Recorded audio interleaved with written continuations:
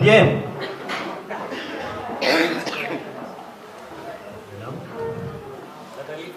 Mesdames, Messieurs, très chers amis, je salue la gendarmerie qui a du travail cette année avec les Gilets jaunes et les collègues que j'ai aperçus aussi qui sont venus au vœu. Tout d'abord, je dois vous dire que je suis heureux d'être avec vous aujourd'hui à l'occasion des renouvellements des vœux pour l'année 2019.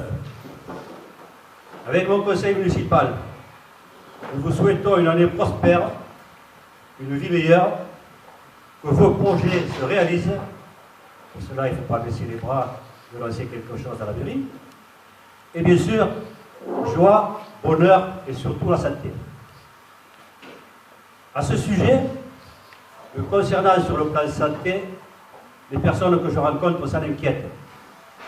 Donc, afin de vous rassurer, c'est une maladie du sang qui se traîne depuis 2008, qui se caractérise par un pic monoclonal, qui se produit trop de protéines bêta-globulines B2, vous avez compris,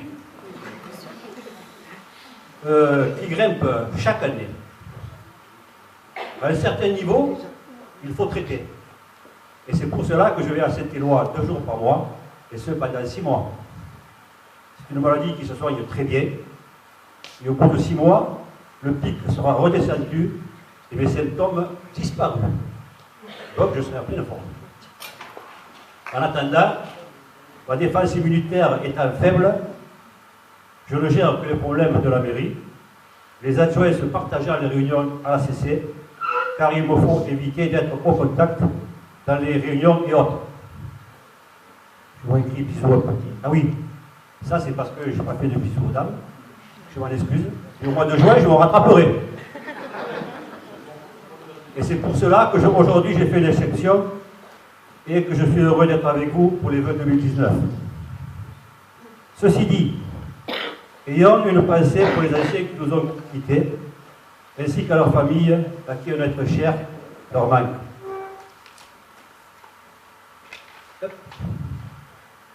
Dans ce début d'année, l'on ne peut ne pas parler de la révolte de nos concitoyens dits « gilets jaunes ». Ces femmes, ces hommes qui n'arrivent pas à joindre les deux bouts, c'est lamentable qui en arrivent à se priver de chauffage et de nourriture. C'est lamentable et triste pour un pays comme la France. Il faut savoir que les 3/4 ne votent plus et ne croient plus aux politiques, car vote après vote, ils voient leur situation familiale se dégrader. Personnellement, en tant que maire, je ne peux que soutenir leurs revendications légitimes, le pouvoir d'achat et leur désir de participer aux destinées du pays par le RIC, référendum d'initiative citoyenne. À ce sujet, un cahier de doléances est à votre disposition. On l'a porté pour les vœux, pour ceux qui veulent, au rez-de-chaussée de la mairie, et on a repoussé la date de clôture. Il sera clôturé le 15 février et on l'enverra au président des maires ruraux qui fera suivre. Le RIC nous interpelle. Donnez la parole à ceux qui ne votent plus, afin de les faire participer à la gestion de la France, surtout concernant les plus pauvres. En ce qui me concerne, cela ne me choque pas et j'approuve cette proposition. En 2020, si nous sommes encore là, je proposerai au nouveau conseil municipal de mettre en place le RIC sur la commune de Brissac. On ne peut pas se prononcer ailleurs. Ce système de participation viendra en complément des commissions extra-municipales, car il aura plus de pouvoir, pourra proposer par référendum de révoquer maire et adjoint et d'intervenir sur tout projet qui concerne la commune. On n'a pas avoir peur, hein. Déjà, ils ne sont pas contents, c'est normal qu'ils vous remercient. Hein. Moi, ça ne me gêne pas du tout. Reste à définir les modalités d'application et l'approbation par le Conseil. En attendant, nous avons terminé en 2018 de gros projets inscrits dans notre programme qui, rappelons-le, 80% de la population, c'est pour les nouveaux, se sont déplacés pour voter Et nous avons obtenu 70% des suffrages exprimés. Donc, je ne fais pas de rapprochement avec certains, mais hein, on est représentatif, on est déjà content.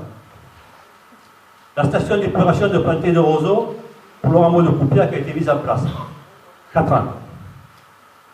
Pour que ce soit terminé. C'est pour ça que je disais qu'il fallait être persévérer dans ce que l'on entreprend. La maison des soins communales est déjà trop petite pour accueillir les demandes d'implantation de nouvelles professions libérales de santé. Donc, nous souhaitons la bienvenue et nos meilleurs vœux de réussite à la nouvelle doctoresse, Madame Marie Germont, à Madame Yael Picham, je ne sais pas comment ça se prononce, orthophoniste, et Madame Isabelle Garzino, psychothérapeute. Alors, une récapitulée pour tous ceux qui ne connaissent pas. Alors, nous avons donc 3 docteurs, 2 kinés, 4 kinés, 3 infirmières, 3 infirmières, un acupuncteur, une ostéopathe, un orthophoniste et une psychanalyste psychothérapeute. Voilà. Ce qui veut dire que maintenant, c'est plein.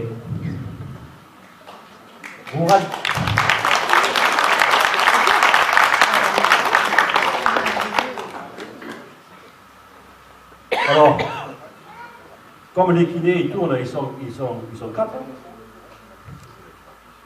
Gilbert, il faut qu'il parle toujours.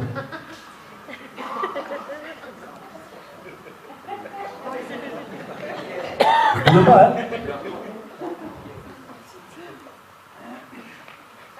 Alors, j'en ai tout l'autre. Nous allons étudier la possibilité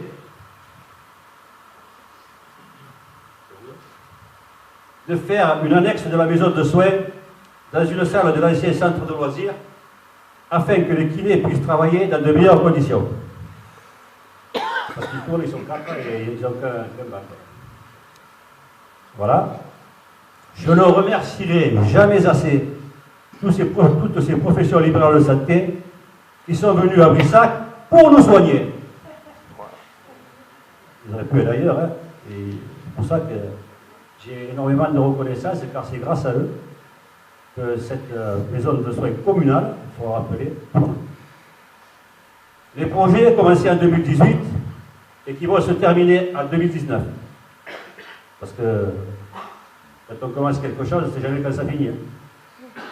L'accueil de la mairie, qui sera au rez-de-chaussée afin de faciliter l'accès pour les personnes en mobilité réduite et les anciens. Là, ils sont en train de tout casser. Je vous ai dit que ce soit tout fait. Hein. Parce qu'on a peur que la toiture s'écoule après. Bon, je rigole. Les jardins, les jardins partagés, 20 parcelles de 60 mètres carrés chacune, pour les personnes qui n'ont pas de terre. Ils pourront jardiner et cuisiner leurs propres produits bio. Il reste encore des parcelles pour ceux que cela peut intéresser. S'inscrire à la mairie, qui transmettra à la présidente de l'association des jardiniers, Madame Virginie Pristiel.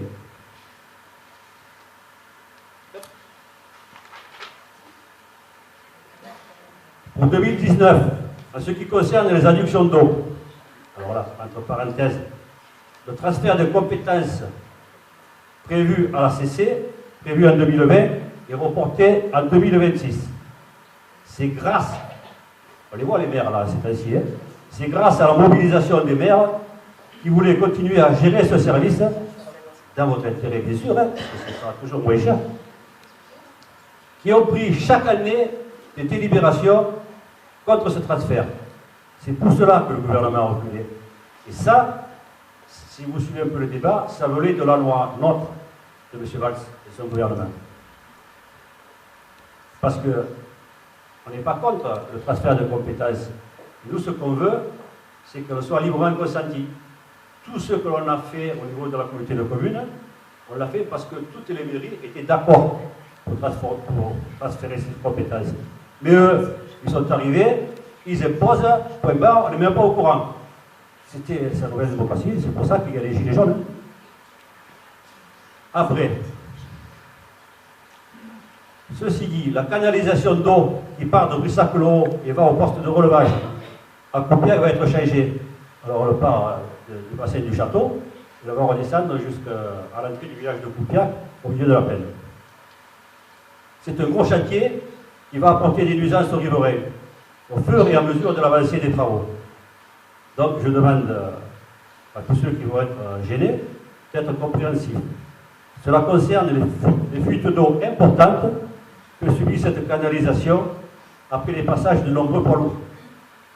Ce sera une très bonne opération pour les économies d'eau potable, rappelons-le. Et chaque fois que tant qu'on coupe l'eau, on se rend compte que l'eau, il y a un geyser, donc c'est de l'eau potable qui s'en va. Comme vous l'avez constaté, la canicule l'été frappe notre région et bien sûr, Brissac n'est pas épargné. Aussi, nous avons eu une demande d'adduction d'eau au réseau des Masses, car leur forage est plus que limite l'été.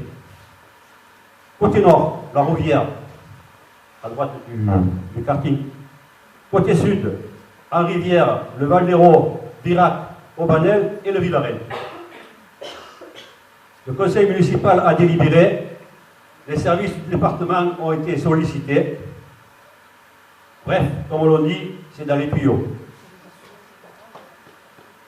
Pour le toit du presbytère, qui commençait à avoir des fuites chez le locataire en bas, l'architecte des bâtiments de France a été contacté pour nous conseiller sur les travaux. Comme il y a l'église qui est classée à côté, il faut que ce soit conforme à l'église classée. La chaudière à fioul a été changée et remplacée par une chaudière à granule. Il faut savoir qu'il y avait une vieille chaudière qui datait des Romains, sûrement. Et il était temps qu'on la change. Qui me les a collés. Et là, je remercie les adjoints qui on se complète bien, heureusement, et qui font leur job. Reste à programmer la réfection de la maison du Cantou, qui devrait se terminer dans le premier semestre. Après, on la louera, et comme pour la maison de soins, je pense que la location remboursera les annuités. La mise en conformité de la salle des rencontres concernant l'accessibilité ici, là. Bon, il y a un projet qui est prévu, il faudra qu'on en discute, qu'on le passe au conseil, et que ça puisse avancer parce qu'on prend du retard dans ce domaine. La réfection du bassin, là, à côté, du hall d'entrée jusqu'au deuxième étage qui se situe à droite de l'âge d'or, seront effectués. Parce que le hall d'entrée qui monte jusqu'au deuxième étage, il est dans un état aussi lamentable. Donc ça sera, alors, tout cela devrait se faire en 2019. Voilà. Sauf bien sûr, alors là, il y en a qui vont être contents, pour les gros chantiers d'adduction d'eau, qui demanderont un peu plus de temps, études, mise en concurrence, et j'en passe. Ce qu'il y a de sûr, c'est que cela va se faire. Je ne reviens pas sur le plus, où la médiation suit son cours, on est en procès, comme vous le savez, par rapport au tissement communal, et j'ai bien expliqué le projet sur le mot du maire et de son devenir. Alors, un petit mot sur la perception. Je ne sais pas si, pour ceux que j'ai leur contact, je leur ai fait parvenir la dernière vidéo. On avait appris que la perception de gage devait fermer fin 2018. Bon, nous sommes intervenus auprès de M. Eliaou, qui a fait son job auprès du ministre M. Darmanin. Et voilà, qui débarquent tous les deux à Gage pour nous expliquer que la perception ne fermerait pas. Nous, on était tout contents. Et il a dit, je vous donne un an pour trouver des solutions. Solution à quoi? On nous a donné un an. Mais ils n'ont pas attendu un an. Au bout de 2 mois, les comptes des impôts sont venus à la communauté de communes. Moi, je ne peux pas y assister pendant 6 mois, malheureusement. Et voilà qu'ils leur disent il y aura 3 après-midi d'ouvert, les élus ils seront au matin, et il y aura possibilité de faire par vidéoconférence sur rendez-vous pour les gros problèmes. Attendez. C'est ça la concertation? Ils arrivent d'en haut, ils nous imposent ça, et nous on n'a pas le droit de faire des propositions. Je seconde, je vois un petit peu. Je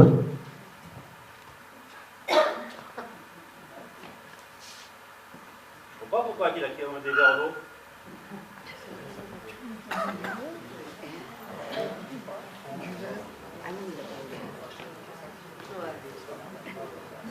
Vous entendez mieux sans micro? Oui. Ah ben voilà, il fallait le dire. Hein. On était à l'écoute, nous, des Brissagoles. On avait commencé. Merci. Alors, je vais vous lire, suite à la petite vidéo que j'ai envoyée pour expliquer qu'il fallait que les gens réagissent et s'y tiennent à conserver les services publics. Et j'ai reçu une lettre, je l'ai envoyée à M. Liaou, qui apparemment il en a pris connaissance. Au début, il n'avait pas eu le temps de la lire, puis après, il a lu. Monsieur le maire, j'ai pris connaissance de la vidéo que vous avez réalisée et par laquelle vous faites part de votre étonnement sur le maintien temporaire de la trésorerie de Ganges. Déjà, il parle temporaire. Hein? Oui. Les ordres descendent d'en haut. Alors, pour nous, moi, ce n'était pas temporaire. Comme vous le savez, le 12 octobre dernier, M. Gérald Darmanin, ministre de l'Action et des Comptes publics, est venu à Ganges, ça on le sait, dans le cadre de la réorganisation du réseau des trésoreries. En effet, le réseau d'implantation du réseau a été réexaminé de tenir compte des objectifs d'aménagement et d'équilibre des territoires. Dans ces contextes, le ministre a demandé à ce que la réorganisation du réseau des trésoreries soit envisagée selon le principe de déconcentration de proximité. Il n'y a rien de plus de proximité qu'une perception. Moi, je ne comprends pas trop ce que ça veut dire. Comme l'a dit M. Darmanin, lors de son allocution devant les maires présents, j'y étais, et figurez-vous que les maires, il a donné la parole au maire, et avant que j'intervienne, il a dit « Ah, monsieur le maire de Brissa, on m'a dit que vous interviendrez. » On n'y compte. Déjà, il était sur ses gardes. Alors, comme pour les maires présents, les solutions pour maintenir les services publics, notamment les services des finances publiques, dans les zones rurales doivent être créées et imaginées. J'imagine. Aussi, je crois nécessaire qu'une rencontre entre les élus locaux et les représentants, en particulier des finances publiques, soit organisée sur les différents champs de possibles envisagés pour une administration innovante et toujours plus proche des concitoyens. Ils font tout le contraire. Ils font tout le contraire. Et en plus, on avait un an, en l'espace de 2 mois, ça a été bâclé. Ça, c'est... On prend les gilets jaunes, je vous le dis, honnêtement. En tant que maire, je fais des bons comme ça. Alors, j'en ai où, là? Aussi, ouais. Et toujours, voilà. Je reste, à ce titre, à votre entière disposition pour évoquer plus avant ce sujet. Il a déjà tout arrêté. C'est de l'enfumage. Voilà. Restez à votre écoute. Restez à votre écoute.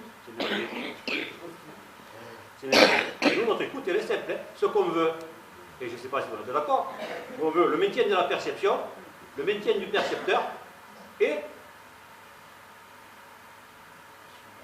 toutes les compétences qui reviennent à la perception. Il faut savoir que déjà, la taxe d'habitation et la taxe foncière est à Montpellier. Donc, quand vous avez des problèmes, il faut faire « Allô, oui, bon, oui. » Bon, vous savez comment ça se passe, attendez, vous arrivez pour 2 heures. Après, les heures d'ouverture, 3 après-midi par semaine, tout ça c'est, en plus, c'est du provisoire, si j'ai bien compris. Ce qui veut dire qu'encore, il risque de... Bon, bref, pour en terminer dans la vidéo, je demandais à tous ceux qui sont attachés au service public, vous savez que la perception, après il y a la poste, et après il y a d'autres services publics qui risquent de se voir diminuer et fermer. Donc d'intervenir et d'interpeller M. Liaou et M. Darmanin. C'est le moment.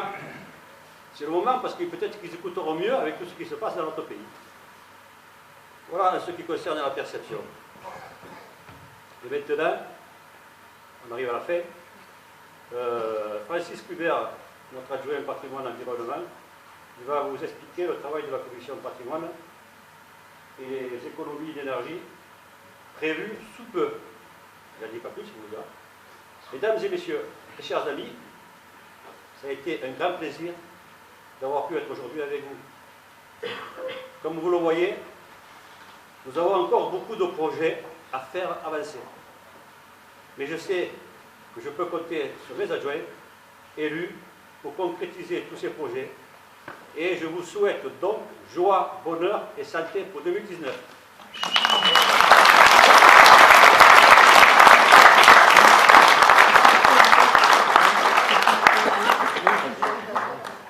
Bonjour, nerveux déjà.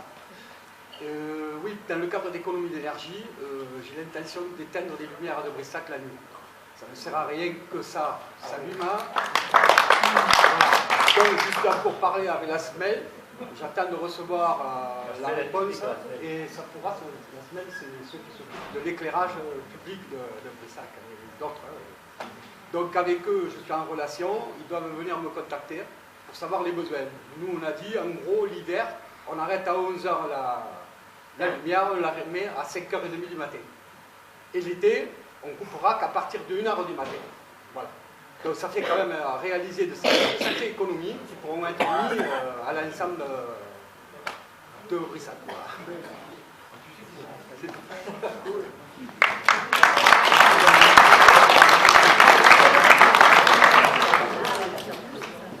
Alors, maintenant,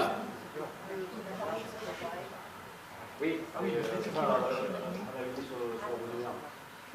alors maintenant, vous voyez en bas ce qu'il y a là-bas? Il y a un petit buffet qui a été confectionné par les deux adjoints, Nathalie, Sylve, et par une conseillère toujours fidèle, qui est tout le temps là, Madame Otavia Desjans.